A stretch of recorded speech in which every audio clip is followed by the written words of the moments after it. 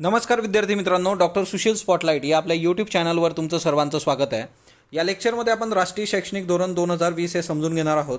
तत्पूर्वी doctor Sushil स्पॉटलाईटला टेलिग्रामवर follow करण्यासाठी डिस्क्रिप्शनमध्ये लिंक तुम्ही वापरू शकता. फेसबुकवरही आपला ग्रुप आहे, तिथेही फॉलो करू शकता. तर बघूयात राष्ट्रीय शैक्षणिक धोरण 2020 त्याचे महत्त्वाचे फॅक्ट्स आणि त्याच्यातून येणारी जी काही आव्हानं आहेत तीही समजून घेऊयात येत्या काळासाठी. तर राष्ट्रीय शिक्षण धोरण शैक्षणिक धोरण जे आहे, तर सगळ्यात महत्त्वाची गोष्ट शिक्षण हे जे आहे हे समवर्ती सूचीमध्ये येतं बघा, कॉन्करंट लिस्टमध्ये. म्हणजे दोन गोष्टी आहेत. एक तर आपल्याला प्रश्न जो विचारला जाऊ शकतो तो डायरेक्ट राष्ट्रीय शैक्षणिक धोरण 2020वर विचारला जाऊ शकतो, किंवा शिक्षण या घटकावर आपल्याला प्रश्न विचारला जाऊ शकतो. 42वी घटनादुरुस्ती जी झाली होती त्याच्यानंतर याला समवर्ती सूचीत टाकण्यात आलं होतं. शिक्षण हा जो सब्जेक्ट आहे त्याला 34 वर्षानंतर नवीन राष्ट्रीय शैक्षणिक धोरण आपल्याकडं आलेलं आहे आणि जुलैमध्येच आता एक त्याला मंजुरी मिळालेली आहे. मानव संसाधन मंत्रालय जे आहे त्याचं नाव जे आहे ते शिक्षण मंत्रालय झालेलं आहे. हे सगळे एक्झाम ओरिएंटेड आणि खूप महत्त्वाचे फॅक्ट्स आहेत आणि याच्यावर बेस्ड आपण काही MCQ पण घेऊयात, जसे आपण आज घेतले होते. त्याच्यातून तुमचं हे जे सगळं धोरण आहे ते तयार होऊन जाईल. 1947 ते 85 या काळात आधी पण शिक्षण मंत्रालय असंच नाव होतं. नंतर मग राजीव गांधींच्या काळामध्ये 1986मध्ये याला मानव संसाधन किंवा केंद्रीय मनुष्यबळ विकास मंत्रालय असं नाव दिलं गेलं होतं. परंतु याला RSSचा आता मधल्या काळामध्ये सुद्धा त्यांनी मोठ्या प्रमाणावर विरोध केला होता की मानव हा संसाधन असू शकत नाही, मानवाला संसाधन तुम्ही म्हणत असाल तर ते भारतीय संस्कृतीच्या विरोधात आहे, असा एक युक्तिवाद होता. आणि परत याचं नाव मग आता शिक्षण मंत्रालय केलेलं आहे.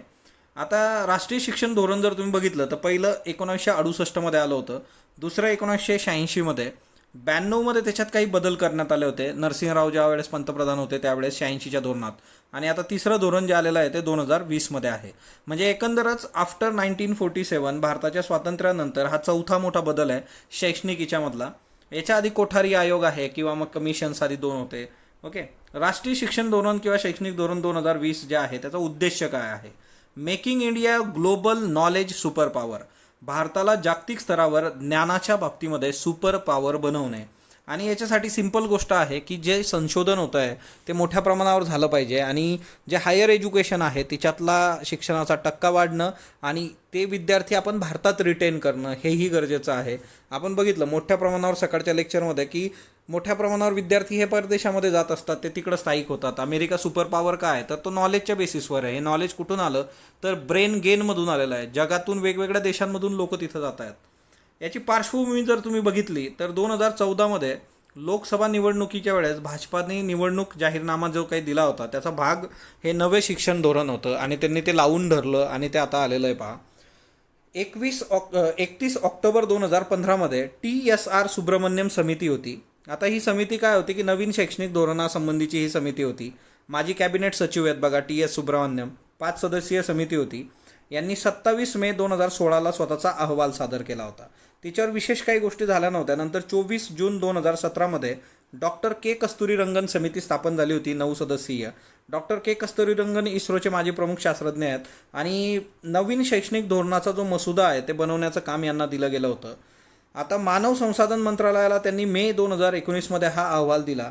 31 मे 2019मध्ये जर तुम्ही बघितलं तर रमेश पोखरियाल आयोग आला होता आणि ते मानव संसाधन मंत्री होते रमेश पोखरियाल, आणि हा अहवाल त्यांनी अभ्यासला आणि लोकांची मतं मागवली होती. जवळपास 2 लाख लोकांनी याच्यावर मतं नोंदवली होती नवीन शैक्षणिक धोरण जे आहे त्यासंबंधी स्वतःची.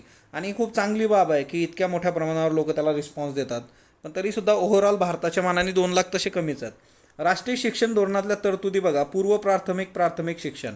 सगळ्यात महत्त्वाची गोष्ट आहे की शालेय शिक्षणाच्या बाबतीमध्ये पूर्व प्राथमिक प्राथमिकमध्ये हे जे पूर्व प्राथमिक आहे ते आता कायद्याच्या चौकटीत आलेलं आहे. सुरुवातीला कसं होतं, पहिलीपासून होतं 10+2 असं होतं. आता हे जे आहे की पूर्व प्राथमिक जे आहे तेही महत्त्वाचं आहे. 2030पर्यंत 100% ग्रॉस इनरोलमेंट रेशोचं लक्ष आहे आपलं. त्याच्यानंतर दुसरं महत्त्वाचं म्हणजे की पूर्व प्राथमिक आणि माध्यमिक शिक्षणाचं एकीकरण करणं, universalization of education from pre school to secondary level. तर पूर्व प्राथमिक माध्यमिक हे एकत्र करायचं, त्याचं युनिव्हर्सलायझेशन करणं. मुक्त शालेय शिक्षण पद्धती म्हणजे ओपन स्कूलिंगमधून 2 करोड जे काही शाळाबाह्य विद्यार्थी आहेत त्यांना शिक्षण व्यवस्थेत परत आणणं, मेन स्ट्रीममध्ये जोडणं. तर हे महत्त्वाचं आहे बघा. सध्याचा जो 10+2चा पद्धत आहे त्याच्याऐवजी 5-3+3+4 हा पॅटर्न राबवायचा. आता 5+3+3+4 हा पॅटर्न काय आहे तर याच्यात अंगणवाडी किंवा पूर्व प्राथमिक जे आहे त्याचे 3 वर्षसुद्धा घेतलेले आहेत आणि शालेय शिक्षणाचे 12 वर्ष, असं एकूण 15 वर्षाचं नियमन याच्यामध्ये आहे. तुम्ही हे मोजू शकता, 5+3 8+3 11+4 15 वर्ष. आणि याला जे म्हटलं गेलेलं आहे की universalization of early childhood care education. आता हे सुरुवातीचे जे 3 वर्ष आहेत हे का गरजेचे आहेत, कारण हिच्यामध्ये मेंटली जे काही आहे किती डेव्हलपमेंट मोठ्या प्रमाणावर बालकांमध्ये होते. आता हा पॅटर्न आपण बघूयात, खालपासून बघूयात. बघा, ही पहिली स्टेज आहे, याला फाउंडेशनल स्टेज म्हटलं गेलेलं आहे, पाया मजबूत करायचा. याच्यामध्ये काय होणार आहे तर 5 वर्षाची ही स्टेज आहे, कृती आधारित शिक्षण, बहुस्तर, क्रीडा वगैरे ह्या सगळ्या गोष्टी. हिच्यामध्ये पहिली 3 वर्ष म्हणजे 3 ते 6 हा जो वयोगट आहे याच्यासाठी अंगणवाडी, बालवाटिका किंवा पूर्व प्राथमिक असं हे शिक्षण असणार आहे. पुढची 2 वर्ष 6 ते 8 वर्षाचं ज्या वेळेस मूल असेल तर ते पहिली आणि दुसरी 2 वर्ष असे हे फाउंडेशनल स्टेज आहे. म्हणजे 3 वर्ष ते 8 वर्ष अशी ही स्टेज आहे. याच्या पुढची जी स्टेज आहे ती म्हणजे प्रिपेरेटरी स्टेज. प्रिपेरेटरी स्टेज 3 वर्षाची आहे. याच्यामध्ये 3री ते 5वी, कारण पहिली दुसरी पहिल्या याला झालं, मग 3री ते 5वी 8 ते 11 वर्ष. याच्यामध्ये खेळ, कृती, चर्चा, संशोधन या गोष्टी याच्यात होणार. पुढचं म्हणजे मिडल स्टेज आहे. मिडल स्टेजमध्ये परत 3 वर्ष. बघा, 5+3+3 आहे. 6वी ते 8वीचे विद्यार्थी, 11 ते 14 वर्ष वयोगटातले विद्यार्थी इथं येणार मिडल स्टेजमध्ये. आणि याच्यातमध्ये प्रयोगातून शिक्षण, विज्ञान, गणित, कला, सामान्य विज्ञान, ह्युमॅनिटीज हे सगळं शिकवलं जाणार. 4 वर्ष जी आहेत शेवटची, मग 9वी ते 12वीची 14 ते 18 वर्ष वयोगट. सेकंडरी स्टेज आहे ही, माध्यमिक स्तर. याच्यामध्ये ग्रेटर क्रिटिकल ॲबिलिटी किंवा जी थिंकिंग आहे, critical thinking, multi disciplinary study म्हणजे एकापेक्षा जास्त वेगवेगळ्या स्ट्रीममधले विषय तुम्ही घेऊ शकता. फ्लेक्झिबिलिटी असणार आहे सब्जेक्ट चॉईसमध्ये विद्यार्थ्यांना 9वी ते 12वीमध्ये. तर अशा हे 5 3 3 4ची स्टेज आहे. 3 ते 6 हे वयोगटातलं वर्ष जे आहे, मी तुम्हाला सांगितलं की मानसिक स्वास्थ्याकरता खूप महत्त्वाचं असतं आणि यालासुद्धा मग पूर्व प्राथमिकमध्ये 3 ते 6 वर्ष तर हे घेण्यात आलेलं आहे. आणि हीच ती स्टेज आहे बघा, 3 ते 6 वर्षाची फाउंडेशन स्टेजमधलं जे पहिले 3 वर्ष आहेत अंगणवाडी, बालवाटिकावाले. त्याच्यानंतर हे आधी सुरुवातीला नव्हते बघा, 10+2 असा क्रायटेरिया होता, 1ली ते 10वी आणि मग 11वी-12वी, तिच्यात ते नव्हतं. आता बघा, 5वीपर्यंत मातृभाषेत शिक्षणाला प्राधान्य आहे. राज्यसभा टीव्हीमध्ये जर तुम्ही बघितलं तर 8वीपर्यंत, म्हणजे जेवढं जास्त तुम्ही देऊ शकता मातृभाषेतून शिक्षण तेवढं त्याच्यासाठी स्वागत आहे. मातृभाषेमधून गोष्टी खूप चांगल्या पद्धतीने सांगता येतात, समजून घेतल्या जातात. म्हणजे त्याचं रिझन मी तुम्हाला हे क्लिअर करू शकतो की हे आपलं जे चॅनल आहे ते सगळं मराठीतून. बऱ्याचदा विद्यार्थी सांगतात की बाबा तुम्ही मराठीतून सांगताय पण इंग्लिश नोट्स द्या. तर हे सगळे प्रयोग आधी करून झालेले आहेत. तुम्ही जर खूप 2 वर्ष आधीचे व्हिडिओज जर बघितले, 1.5-2 वर्षाचे, हिंदीमधून आहेत, इंग्लिशमधून आहेत. आणि तिच्यातून एक गोष्ट लक्षात आली की महाराष्ट्रातल्या मुलांना जो काही हे डेटा जायला पाहिजे तो जात नाही आणि त्याच्यासाठीचे प्रॉपर सोर्सेस नाही आहे. आणि ते एकमेव रिझन होतं की आपण मराठीवर शिफ्ट झालो. शेवटी आपली मातृभाषा आहे आणि तिच्यातून सांगितलेल्या गोष्टी आणि तिच्यातून समजून घेतलेल्या खूप चांगल्या पद्धतीने वर्क होतात. तर 5वीपर्यंत किमान तुम्ही द्या, पण हे कंपल्शन नाही आहे, प्राधान्य आहे. युरोपमध्ये ही व्यवस्था वर्क होते आणि खूप चांगली चालते आणि म्हणून हे आपण घेतलं बघा. याचा रेफरन्स युरोपचा आहे. कलम 350B भारतीय संविधान, मातृभाषेतून शिक्षणासाठी त्यांनी पण सांगितलं की तुम्ही प्राधान्य द्या, वर्क करा. 6वीपासून कौशल्य विकास किंवा वोकेशनल एज्युकेशन, तर ही एक महत्त्वाची बाब आहे. हे कशाच्या बेसिसवर आहे तर चीनमधली लर्न कोडिंग नावाची संकल्पना आहे. चीनमध्ये मोठ्या प्रमाणावर हे चालतं आणि त्याच्यामधून खूप चांगले रिझल्ट्स आलेले आहेत. सो मातृभाषेतलं शिक्षण हे युरोपियन याच्यातून आपण घेतलं आणि हे जे 6वीपासून कौशल्य विकास आहे ते चीनमधून घेतलं. आणि आंतरवासीयता जी आहे, इंटर्नशिप, तर तीही हे विद्यार्थी करू शकतात. म्हणजे कौशल्य विकासासाठी कुठलाही एक विषय ते निवडू शकतात रेग्युलर स्कूलिंगबरोबर. त्याच्यानंतर 9वी ते 12वी मल्टीडिसिप्लिनरी स्टडी, तर विद्यार्थी त्यांच्या आवडीनुसार याच्यात विषय घेऊ शकतात रेग्युलर विषयाबरोबर. म्हणजे फॉर एक्झाम्पल इतिहास आहे, विज्ञान आहे, त्याच्याबरोबर संगीत शिकायचं त्यांना, तर ते घेऊ शकतात. 10वी-12वीच्या बोर्डाच्या परीक्षा, तर पहा 10वी-12वीच्या बोर्डाच्या परीक्षा रद्द होणार नाहीत. बऱ्याच लोकांनी तशी कमेंट केली होती. यांचं महत्त्व कमी करण्यात आलेलं आहे. 2 सेमेस्टरमध्ये परीक्षा घेतल्या जातील, वर्षातून 2दा होतील. म्हणजे एकदाच परीक्षा घेऊन निकाल लावायचा, त्याच्यापेक्षा 2 वेळा परीक्षा घेऊन निकाल लावा. पाठांतर करून उत्तरं लिहिण्यापेक्षा दैनंदिन उपयुक्ता जीवनावर आधारित ह्या परीक्षा असतील. एकंदरीत बघा, हे ऐकायला भारी वाटतं आहे, पण येत्या काळात हे इम्प्लिमेंट कसं होतं ते जास्त महत्त्वाचं आहे. विज्ञान आणि कला अशा वेगळ्या शाखातील विषय एकत्र घेऊन शिकता येतील. त्याच्यामुळे आंतरशाखीय शिक्षण जे आहे ते ह्या काळातच सुरू होतं. प्रगती पुस्तकाच्या बाबतीत बघा, आधी कसं राहायचं की मार्क्स राहायचे आणि शिक्षकाचा शेरा. याच्याऐवजी आता विद्यार्थी त्याचे सहविद्यार्थी, त्याचे वर्गातले बाकीचा पियर ग्रुप आणि त्याचे शिक्षक यांनी त्याचं मूल्यमापन करायचं आहे. आता हाच खरा म्हणजे या सगळ्या याच्यामध्ये इथंच मला थोडं प्रश्नचिन्ह वाटलं की विद्यार्थी सहविद्यार्थी ते त्यांच्या प्रगती पुस्तकावर काय करणार, कारण जी पद्धत आहे आपल्याकडं तिच्यामधून ही गोष्ट थोडीशी म्हणजे याच्यासाठी आपल्याला खूप प्रॉपरली गोष्टी इम्प्लिमेंट करणं गरजेचं आहे. आणि विद्यार्थ्यांचा जीवन कौशल्य विकास कसा करता येईल हे याच्यावरून ठरवलं जाईल. म्हणजे ती व्यक्ती कशी आहे, तो विद्यार्थी कसा आहे, त्याचं बिहेवियर बाकीच्यांबरोबर कसं आहे, या सगळ्या गोष्टी आणि तिच्यातून येत्या काळात त्याला कशाची गरज आहे या सगळ्या गोष्टी बघितल्या जातील. पुढचा जो मुद्दा आहे तो म्हणजे वयवर्ष 3 ते 18, म्हणजे आता ते 3 ते 18 वर्ष वयोगटातलं 15 वर्षाचं एकत्र जे काही प्रगती पुस्तक आहे ते पण त्या विद्यार्थ्याला दिलं जाईल 12वीपर्यंतचं. म्हणजे फाउंडेशनल स्टेजमधलं 3 वर्ष ते 18 वर्ष असं 15 वर्षाचं एकंदरच, की बाबा काय दिवे लावलेस तू, ते सगळे दिवे इथं दिसतील 15 वर्षाचे. एकंदरच हे काय आहे तर 360 डिग्री होलिस्टिक प्रोग्रेस कार्ड आहे ना. ऐकायला भारी वाटतं पण ते खरंच किती इम्प्लिमेंट होणार आहे ते थोडासा विषयच आहे. वाचन आणि गणित कौशल्य 2025पर्यंत आपल्याला करायचं, म्हणजे न्यूमरसी आणि लिटरसी, तर वाचन आणि गणित कौशल्य विकसित करायचं 2025पर्यंत. स्कूल कॉम्प्लेक्स, शाळा बंद करण्याऐवजी शाळांमधलं जे काही रिसोर्सेस आहेत, शिक्षक असतील, सुविधा असतील, तर त्यावेळी एकमेकांनी शाळांनी गट तयार करून वापरायचे आणि हा शालेय गट किती राहील तर 30 शाळांचा हा गट असेल. ओके. उच्च शिक्षणातल्या तरतुदी बघा आता हिच्यामध्ये बघा 2035पर्यंत ग्रॉस इनरोलमेंट रेशो 50% आहे. तुम्ही जर प्राथमिक शालेय याच्यात आपण बघितलं होतं की 2030पर्यंत 100% करायचं आपल्याला, इथं 35पर्यंत 50%, सध्याचा किती आहे तर 26.3% आहे. उच्च शिक्षणात 3.5 करोड जागा अधिकच्या निर्माण करायच्या आहेत, म्हणजे एक्स्ट्राचे ॲडमिशन 3.5 करोड येत्या काळात झाले पाहिजे 2035पर्यंत. एमफिल रद्द करण्यात आलेलं आहे, त्याच्याऐवजी PhD करता येईल.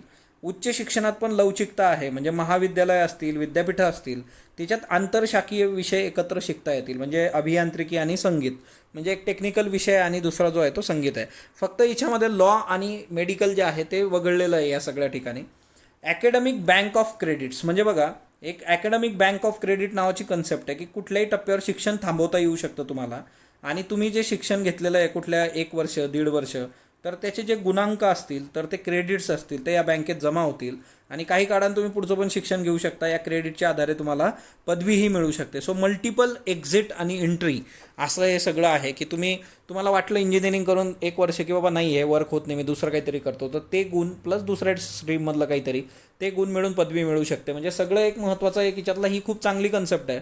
कारण तुम्ही जर बघितलं तर इयरबुकमध्ये आपण बघितलं होतं बा IIT सोडण्याचं प्रमाण असणारे विद्यार्थी, IITमधून किती लोक बाहेर पडतात. एवढं सगळं कोटा फॅक्टरी वेब सिरीज तुम्ही बघितली असेल, एवढा सगळा अभ्यास करून तिथं जायचं आणि ते शिक्षण अर्धवट सोडून बाहेर पडायचं, कारण ते जे काही आयुष्य आहे ना ते नको होतं लोकांना आणि तिच्यातून ती बाहेर पडतात आणि तो सगळा मेजर इश्यू आहे. एकच अभ्यास नियामक मंडळ असणार आहे बघा, higher education commission of India. म्हणजे आता वेगवेगळे जे उच्च शिक्षणातले अभ्यासक्रम आहेत त्याच्यासाठी वेगवेगळी नियामक मंडळ काम करतात, त्याच्याऐवजी एकच नियामक मंडळ असेल. या नियामक मंडळामध्ये बघा तुम्ही की higher education commission of India याचे 4 व्हर्टिकल्स आहेत वेगवेगळे. काय काय आहेत आता हे मराठीतून असं लिहिण्यापेक्षा सरळ इंग्लिशमध्येच घेतलेले आहेत. National higher education regulatory council NHERC हे रेग्युलेशनसाठी नावातच आहे, regulatory council. General education council तर हे स्टँडर्ड एज्युकेशनचे काय कुठल्या निकषांवर शिक्षण देणार त्याच्यासाठी GEC. Higher education grants council HEGC फंडिंगसाठी आहे, कारण बघा नावातच आहे ग्रांट. आणि नॅशनल ॲक्रिडेशन काउन्सिल NAC तुम्हाला माहिती आहे ॲक्रिडेशन मूल्यमापन करणार, तर हे सगळं 4 ह्या संस्था आहेत. अमेरिकेप्रमाणे भारतात सुद्धा संशोधनाला महत्त्व देणे आणि त्याचा दर्जा टिकवणे याच्यासाठी संस्था स्थापन केली जाईल. ती जी संस्था आहे तर ती संस्था नॅशनल रिसर्च फाउंडेशन. ओके. आणि याच्यामध्ये काय आहे की जसं विज्ञानावर संशोधन होतं तसं समाजशास्त्र जे आहे त्या विषयांवर, सोशल सायन्सवर पण आपण ते येत्या काळामध्ये रिसर्च करणार आहोत.